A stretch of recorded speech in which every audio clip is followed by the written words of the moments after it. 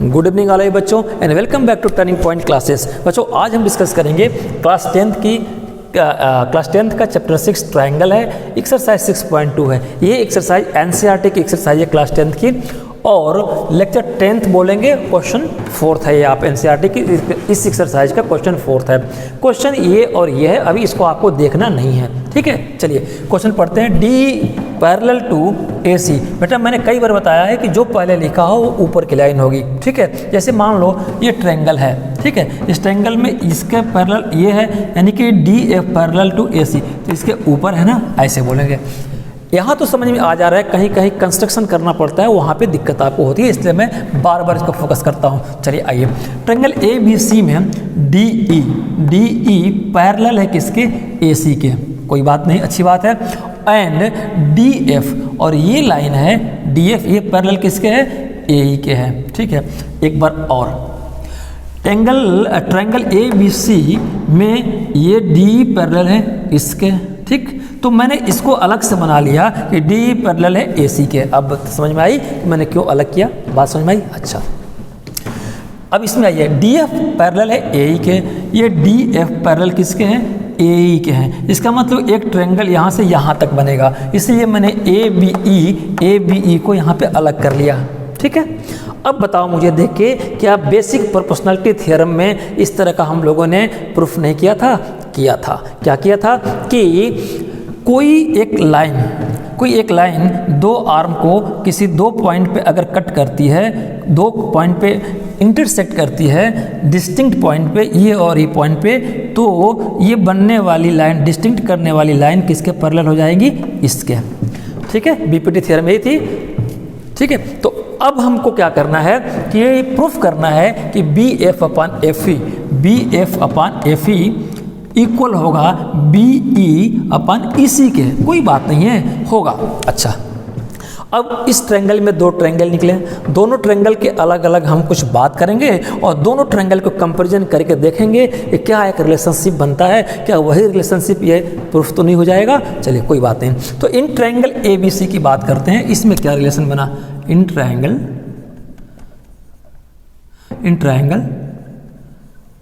ABC, marker तो खत्म हो गया। चलिए, ट्रायंगल ABC में आपको गिवन है DE पैरेलल किसके है, AC के, ठीक है। चलिए, पैरेलल AC है, तो बेसिक प्रोपोर्शनैलिटी थ्योरम यही कहती थी कि दिस अपॉन दिस या this upon this equal to this upon this. तो मैं भी करूँगा BD ओवर DA या BD ओवर AD, ऐसे पढ़ेंगे, ठीक है बेटा। BD ओवर DA या BD ओवर AD, तो VD over AD equal to VD over AD equal to B over EC, ठीक है। DA कर लो, AC कर लो, बातें की, मैंने AD लिख दिया, कोई बात नहीं, कन्फ्यूजन हो रही है, ठीक है। DA BD upon BD over DA equal to B over EC, VE over EC। ये बात समझ में आई थी ना, by BPT basic proportionality theorem, इसको मैंने बोला 1, ठीक है। अब देखो, इन ट्रायंगल ABE क्या था, कैसे मैंने पकड़ा इस ट्रायंगल को, क्योंकि DF AE के पैरेलल है, ठीक है। DF AE के पैरेलल है, यानी कि यहाँ से लेके यहाँ तक एक ट्रायंगल, तो ABE एक ट्रायंगल बना, ABE मैंने बनाया। अब इसमें DF और ये पैरेलल है, बात समझ में आ गई। तो यहाँ भी BPT लगेगी, this upon this equal to this upon this, ये बात समझ में आ गई। तो in triangle ABE, in triangle ABE, इस ABE में क्या है, इवन है आपको DF पैरेलल टू AE, ये बात समझ में आ गई। DF किसके पैरेलल है, AE के है। तो BPT थ्योरम को अप्लाई करेंगे और BD upon DA equal to BD upon या BD over DA equal to BF over FE, ठीक है, कोई दिक्कत नहीं। यहाँ भी लिखेंगे by BPT, equation 2 basic proportionality theorem हो गई, ठीक है। अच्छा, अब देखो दोनों इक्वेशन को जरा कंपेयर करो, इक्वेशन फर्स्ट और इक्वेशन सेकंड को क्या करेंगे, कंपेयर। ये आपको लिखना नहीं है, लिखना है तो ऐसे नहीं लिखेंगे कंपेयर इक्वेशन, आप पूरा इक्वेशन लिखेंगे, इक्वेशन 1 एंड इक्वेशन 2। क्या कंपेयर किया तो पाया कि इसमें लेफ्ट हैंड साइड देखो, लेफ्ट राइट दोनों है, B D upon D A दोनों इक्वेशन में इक्वल है, यानी कि क्या हमने पाया, कंपेयर किया तो we have left hand side of both equation is equal है ना। देखो दोनों, ये जितना है इतना ये भी है, इक्वल है, ये दोनों बराबर है। Hence right hand side will also equal, ठीक है। दोनों इक्वल होंगे, तो दोनों इक्वल होंगे तो आपको क्या मिल जाएंगे, बी अपन ई सी आपको मिला, B upon E C equal to B F upon F E. अच्छा, आपको क्या प्रूफ करना था, B upon E C equal to B F upon F E, B upon F E equal to B upon F E, ठीक है, sorry B अपन ए सी। अच्छा, कोई बात नहीं, ये तो आपने देखा कि बी और ई सी, जो बी और ई सी, बी ई सी ये है और बी एफ एफ ई ये है, कोई बात नहीं, साइड चेंज है यार, क्या दिक्कत है। हमने यहाँ पे और कर दिया, और करके मैं लिख सकता हूँ, इसको इधर लिख दूँ, इसको इधर, कोई फ़र्क नहीं पड़ता, B F upon F E equal to B E upon E C. अब बताओ, अब देख के बताओ कहीं कोई दिक्कत, B F upon F E और B upon E C, hence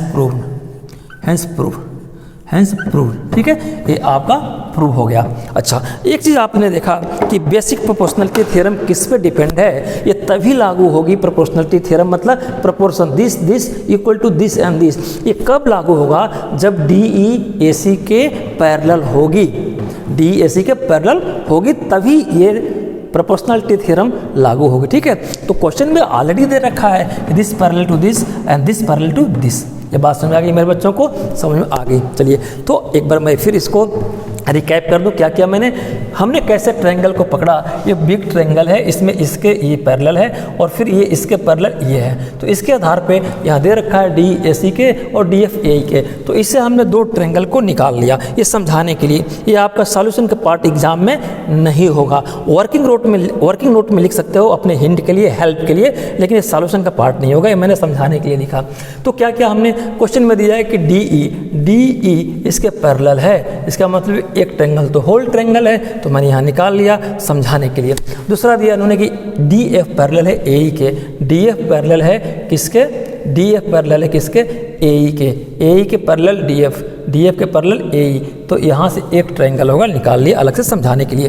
तो इस ट्रायंगल में देखा आपने, जब पैरेलल है, अगर कोई पैरेलल की क्या डेफिनेशन थी बेटा, पैरेलल का मतलब क्या हुआ कि बीपीटी थ्योरम कहती थी कि कोई भी दो आर्म को दो पॉइंट पर डिस्टिंक्ट करने वाली एक लाइन वो पैरेलल होगी किसके, इसके। अगर पैरेलल है क्योंकि बीपीटी थ्योरम इसी पे बेस्ड है, तो पैरेलल है तो दिस एंड दिस जो रेशियो बनेगा वो इक्वल होगा दिस इंटू दिस रेशियो के, ठीक है।